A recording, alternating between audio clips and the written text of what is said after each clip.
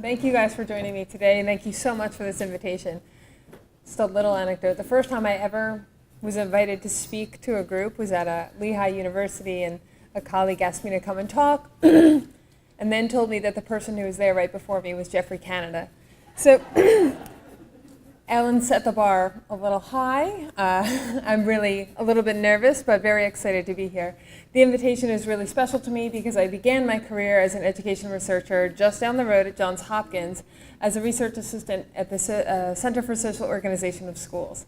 So I know some of the people here, I know many of the institutions that you work for, and I have some new friends that I've been working with here in the area, and so this is just a real honor to be here. Can I get a quick poll of who's in the audience? I'd like to know how many of you are school-based practitioners and leaders. How about district-based? Ooh, lots of district folk.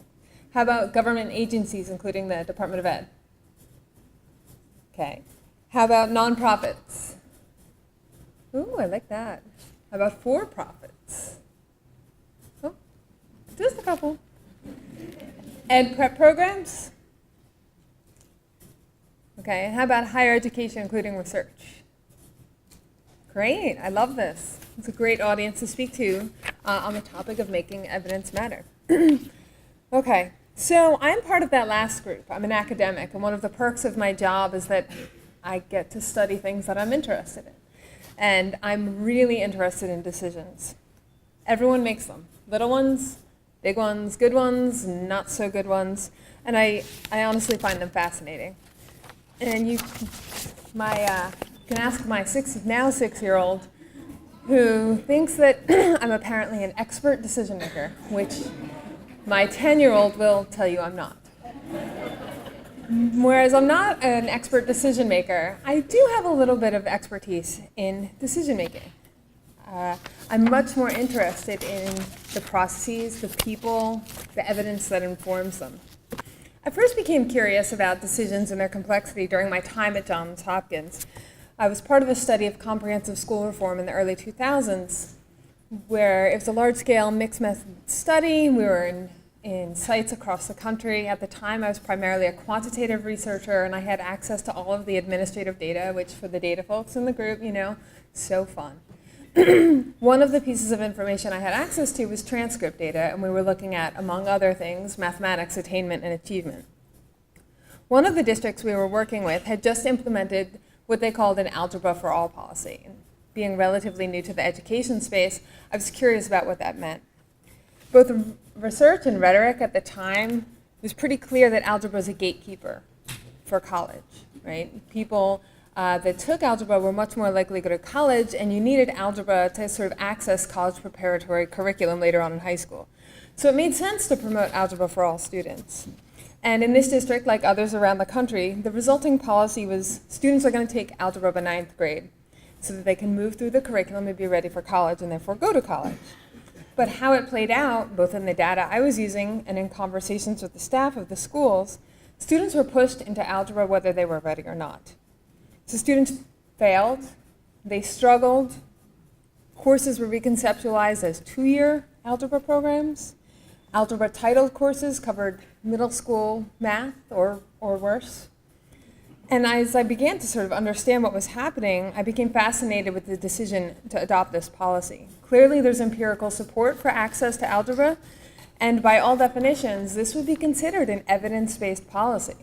But what did that mean about evidence-based decision-making? This anecdote ultimately provoked my academic career, which in a nutshell has been about building capacity for evidence-based reform. I've spent the last 15 years or so, if you count my time in my doctoral studies and at Johns Hopkins, understanding connections between research and practice, data use in classrooms, schools, districts, organizational processes, leadership, and even types of decisions. But as you may have guessed by the title of the talk and by Ellen's introduction, I'm most interested in the way educational research and data inform decisions at the local level. So that's what I'm going to talk about today. Before I continue, I want to acknowledge that research and data are not the only kinds of evidence that inform decisions. But when I use the word evidence today in this talk, that's actually what I'm talking about.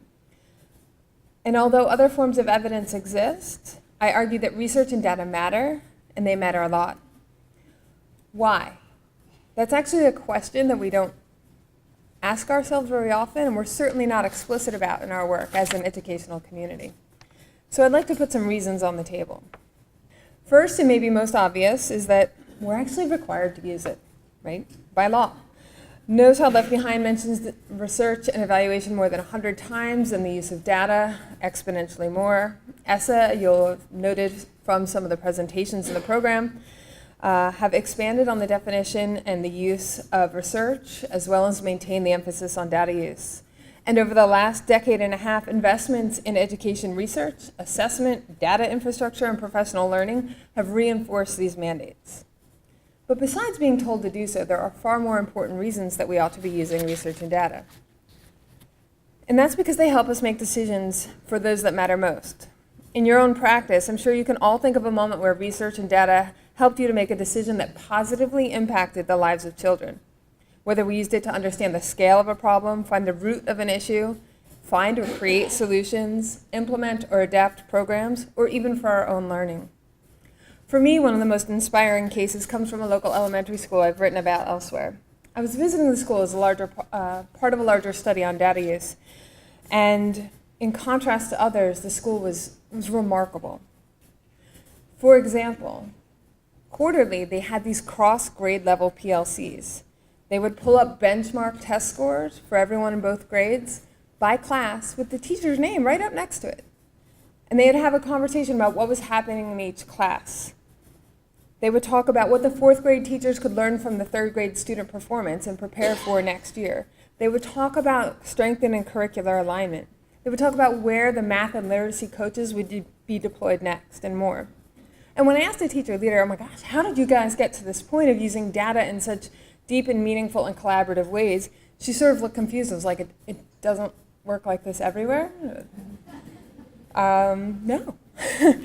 And I'll add, and this is an important piece, that this school served 90% students of color, 90% of students were from low-income households, and 88% of students had been proficient on the state assessment that year, right?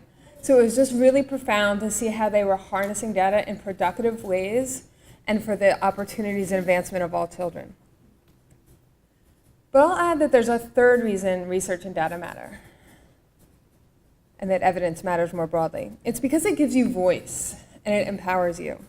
So much of education is ideological. It's about values and beliefs, and I'd argue it ought to be. But rarely do we see ideological wars won, and every side has a story. When you come to the table and tell a story, it can be powerful, but then the next person has a different story, and it's very hard to tell whose story is right or whose story is better. The evidence we're talking about here, research and data, offer an alternative to what I call the N of 1 problem. It quantifies or qualifies your story, it has currency, weight, and adds legitimacy. Research can inform, educate, and change minds. We can use it to advocate for particular students and communities, for more effective programs, or against ineffective ones, for necessary resources. But it doesn't just help folks like you, the educators and leaders in the room. It empowers parents and communities. The more we make research and data available, the more democratic evidence becomes, the more voices can be amplified, and the more democratic our system can be. So simply put, evidence matters. And for the reasons I just described, I believe it must matter. But as much as I believe it matters, this is a cautionary tale, right? As Frederick Hess pointed out more than a decade ago in a rather spot-on article called The New Stupid, I'll quote, "Today's enthusiastic embrace of data has waltzed us directly from petulant resistance to performance measures to a reflexive and unsophisticated reliance on a few simple metrics. In other words," he says, "we have pivoted from the old stupid to the new stupid." The new stupid, he claims, has 3 features: using data in half-baked ways, simplistically translating research, and giving short thrift to management and, frankly, all other kinds of data besides test scores and graduation rates. Unfortunately, the examples in that article, which was published around 2009, are pretty familiar more than a decade later. And when I use it in my graduate classes, there's always this inevitable silence, followed by frustrated dynamic dialogue where people share their stories, right? They confess the system's myopic view, a narrow definition of data, largely test scores at the expense of all other kinds of important information. But the problem runs deeper than a myopic view. In my work, I've seen misuse manifest itself the same ways that Friedrich Hess does in his article, but I've also seen incredibly smart, well-intentioned leaders use evidence in ways that are likely to do more harm than good. I was recently working in a school, working very hard to meet the needs of its diverse population. It was struggling with a persistent achievement gap, like many of your organizations probably are as well. They'd been working hard on multi-tiered systems of support and engaging students in setting learning goals based on some of their interim assessments, which, by the way, that's also largely considered an evidence-based practice. As they prepared their fifth graders for middle school, they wanted to celebrate those who'd achieved middle school readiness. So down the fifth grade hall, they have this big, big wall where they were going to put up pictures of all the students who had achieved middle school readiness. Now, the time of year I was there, it was very early in the school year, so they didn't have anyone posted. But knowing the history of the school and what they were trying to accomplish, I was very concerned that throughout the year, that wall would be increasingly populated with the faces of white children, a very public reminder of who's successful in that system and who's not. And others have acknowledged the ways that evidence might be used to perpetuate systemic inequity, from the use of performance levels or colors to talk about particular student groups, to the public labeling of failing schools and disadvantaged communities and challenging students. In a study of teachers' mental models of data, Jo Beth Jimerson of TCU quotes a participant as saying, "I think we just identified data at this point as, how bad did our children do on that test?" And so that you don't think I'm picking on data, the use of research in educational policy and practice hasn't achieved its potential either. In addition to the overly simplistic translation of research, which my Algebra for All anecdote is a good example of, use of research evidence is complicated. Methodologically speaking, we speak a great deal about statistical significance, whereas in reality, equally if not more important consideration is the practical significance or effect size, but we rarely report those in the literature. This can lead to big changes with the hope of only small effects. Or we might point out that several studies and news articles call out attention to what's referred to as an echo chamber, where a small, unrepresentative sample of research is repeatedly cited to create momentum around a policy proposal. We also have the use of research says as part of the educational lingo, without perhaps substantiation behind that claim. This leads to symbolic use of research rather than what I would call deep use of research. And perhaps worse is the active exclusion of research from discussion. I once sat in a high-level meeting with state policymakers talking about human resources issues, teacher retention and leader retention specifically. And the then head of the State Department of Education said, "What do we know about why teachers leave?" And everyone was sort of quiet. I said, "Well, the research pretty much consistently finds that." She goes, not what the research says. What do we actually know? And to tie all of this up with a bow, we have significant issues with privacy in both the data and research use discussions. And I'm glad to see the PTAC people here represented today as part of the solution to those challenges. So how did we get off track? How did we get so far off track? And why does evidence not achieve its potential? I'd say that the risk of the new stupid is not clearly a flaw in the evidence, although sometimes evidence is flawed. I'd argue that the new stupid arises from three problems that signal a much larger one I'll talk about later. Rather interestingly, these three problems are the flip side of why evidence matters at all. We as educators were told to use evidence, but not taught to. It's not really clear that it actually helps us, and we really haven't been empowered to use it. So let me unpack those for a moment. Earlier I mentioned that evidence mattered, at least in part because the system requires that we do so. My prior anecdote about algebra is certainly a case of that. Underlying policies and mandates at all levels of the system are logics and goals that may not be totally apparent to the people enacting those policies. And the result can be compliance-focused use, which is symbolic at best, even if the original policy had potential for deep and meaningful change. And in spite of being told to use evidence, we were not taught to use so. And I include myself and other researchers in the room because in spite of having good methodological training, that training has very specific applications and aren't always a good fit for, say, strengthening preparation programs or for organizational improvement. So the evidence use movement and data use in particular are far out ahead of research and of preparation. So while pre-service preparation programs and professional learning opportunities are catching up, and there are some wonderful examples of that today, for many educators, the use of evidence is new, unfamiliar, and out of their wheelhouse. It's not clearly part of educators' professional identities or widely understood as the core of educational practice, and that's slowly been changing. The second reason for misuse of evidence is that it isn't really clear how it helps us. Now, we all can think of the cases when it did, but we've just talked about a few where it clearly didn't. One reason for that is that evidence doesn't speak for itself. A data point doesn't tell you what to do next for any given student, nor a report card grade tell you what a school needs to do differently. It requires a different set of knowledge and experience, and maybe a different kind of information altogether. So that problem is exacerbated by the privileging of particular forms of data and research, such that we rarely associate student work or school processes with data, and rarely associate anything other than impact evaluations as research. Relatedly, many institutions suffer from data overload. As a system, we've invested heavily in infrastructure to a point where many of the students I have in my leadership classes feel we might be collecting data for data's sake. So if data are not coupled with a deep knowledge of pedagogy or learning, if data becomes a burden rather than a tool, we're at risk for the new stupid. And the same is true as research.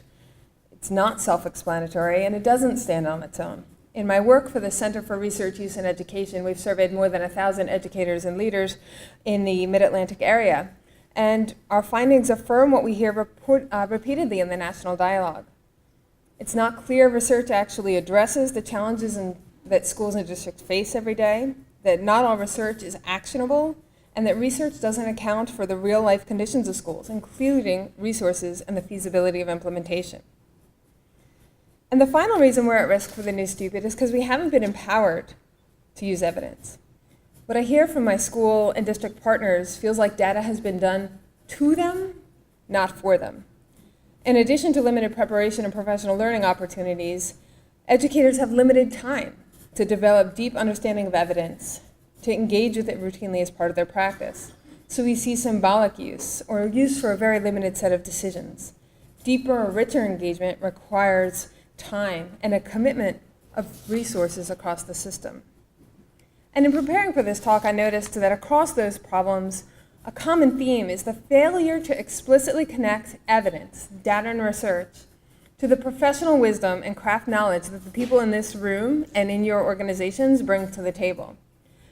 I sometimes fear that the pendulum of evidence use has swung so far that we've inadvertently discounted the knowledge and experience that each of you brings to the table. The system has created conditions that encourage the new stupid, blind faith in evidence, and privilege data and evidence beyond what they're capable of offering. The good news is, I think we can correct that. I really do. What we need to do to combat these risks, these misuses, is to create critical consumers. In an era of proliferating data and research, but also of fake news and ideological debate, we need to build a community of educators, leaders, and stakeholders prepared to question the available evidence, to make sense of it in terms of their own expertise, and to learn from it. The idea of being a critical consumer comes from lots of other people's ideas.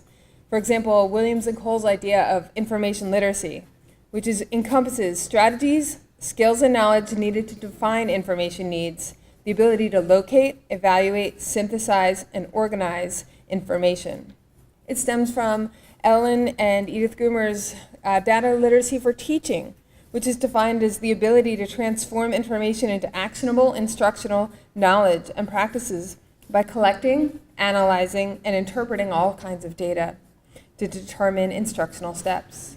It comes out of ideas about research literacy, which might include knowledge of research concepts, attitudes towards research, self-efficacy about decisions in research, motivation to explore research, and even participation in research. But it also draws on other literacies that we know are important to educators and to leaders. pedagogical content knowledge, cognitive theory, adult learning theory, organizational change theory, and of course, critical literacy. So that's daunting, I know. That's a lot. But I've seen it. I saw it in that elementary school in those cross-grade level PLCs where they had the benchmark data out. I saw them engaging with data as critical consumers. And I know as a system we can get there. Building capacity for critical consumership, though, is both about individual and systems capacity. As individuals, what can you do to become a critical consumer? I'll admit I don't have a comprehensive framework for being a critical consumer, so shame on me as an academic. But I'm pretty comfortable saying if you do these 4 things that I'll lay out, you won't end up in my list of examples of the new stupid. So first, I'd say invest in skill development. Around this room are experts and resources positioned to provide professional learning opportunities in a multitude of areas. Actually, many of you might be here today for that reason, and I commend you for making that investment of your time. The second thing I'd say is to interrogate the evidence. Using those new skills, you might want to create a set of questions that helps you think critically about the evidence available, whether it's data or research. Ask yourself, is the evidence valid and reliable, and why do I think that? Is my interpretation accurate, or my inference is valid, and could I explain why? What additional evidence is needed, and how will that help me? And I want you to use your knowledge and your expertise about learning to guide the work. The evidence is not the expert, you are. The third thing I'd ask you to do is to adopt a learning disposition.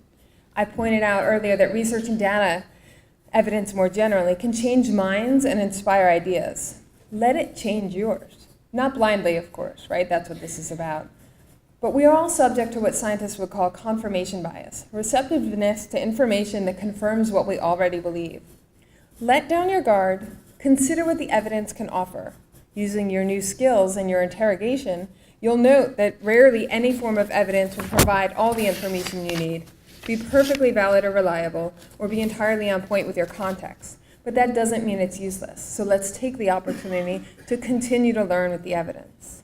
And the fourth thing is to use evidence for good and not for evil. Take actions that advance learning, not just any action. Develop a theory of change based on evidence. How and why will your actions lead to a better outcome? And be critical of your own actions. What are the implications for the way you're using the evidence in terms of student privacy, equity and social justice, for maintaining a focus on learning outcomes and not testing outcomes? Of course, it's not reasonable to believe all educators and leaders in our system will develop and apply all of those skills on their own, right? Nor should we expect or put responsibility on individual educators, leaders, and stakeholders. Rather, we must conceive of a system built on critical consumership, where members expect to engage in evaluation of the relevance and quality of different kinds of evidence, and to collectively determine and engage in appropriate uses, where members bring their knowledge, expertise, and experience to the table, and where our collective human, financial, political, and social resources are invested in developing critical consumers. This, I'm afraid, is that larger problem I referred to earlier, and what we've failed to do as a system.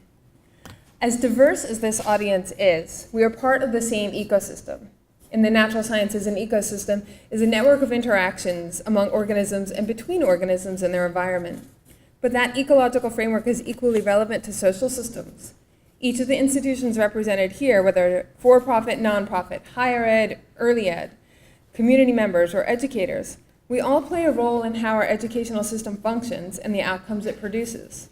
And when we don't work together, we simply cannot achieve our goals.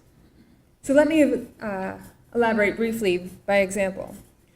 Nationwide, we've invested millions of dollars in statewide longitudinal data systems, but some states offer such limited access to researchers positioned to provide timely and relevant findings that we can't actually use those data systems to inform policymaking.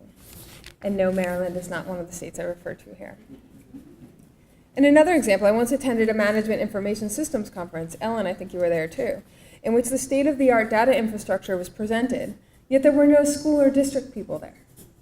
Right? That's not working together. We also want and need research to inform policy and practice, But we don't have a feedback loop from practice to research. We always talk about research to practice, but not the other way around. And lastly, we agree on the importance of data literacy. That's why we're here. But we can't seem to find the time in our preparation or PD programs to make it happen. We can do better. We are all here today out of some belief that the evidence, research and data in particular, can profoundly and positively impact educational opportunities and outcomes. We're all in one room, as my 10-year-old would say, literally. This is only possible in places like Maryland and where I'm coming from, Delaware, where we have so many of the stakeholders here and engaged. So together, let's ask ourselves, what are we doing to develop and support critical consumers? What are we doing to build a system that is evidence-based but not naively so? A few questions. Are we modeling the use of evidence in our own organizational decision-making? Are we communicating through our policies and actions the importance of a broader set of evidence? Are we investing in meaningful professional learning and preparation opportunities for not just information, data, and research literacy, but the other knowledge bases needed to take action based on evidence? Are we collaborating within and across our institutions as true partners in the production and use of evidence? Are we assigning value to the professional judgment and the wisdom of practice alongside other evidence? Are we using evidence to advocate for effective programs and equitable policies and practices? Are we empowering educators, leaders, students, and parents with evidence? And do we hear their voices in decision-making process? As you can see, as an academic, I'm much better at asking questions than providing answers. But my job is to leave you with something to think about, not tell you what to do. So today I've tried to make the point that evidence matters. Evidence can be a tool to learn about and from. It can change your mind, change someone else's mind, make something good happen, make something bad go away. It can amplify your voice and the voices of all educators. Evidence matters. And it must matter in the decisions we make every day, because as educators, leaders, and members of this larger educational ecosystem, these decisions are incredibly consequential for the children, families, and communities of Maryland. And although I believe in the importance of evidence, I'm also keenly aware of the pitfalls of blind faith in an evidence-based system, as now are all of you. But I also believe we can do better, but only together. So I leave you with a challenge. I challenge you to commit to being a critical consumer, to taking action on your own part to critically use evidence to make the world a better place.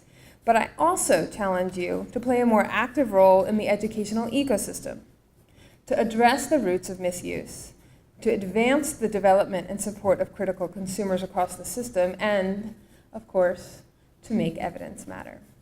So thank you very much for your time, and I again appreciate the honor of being here.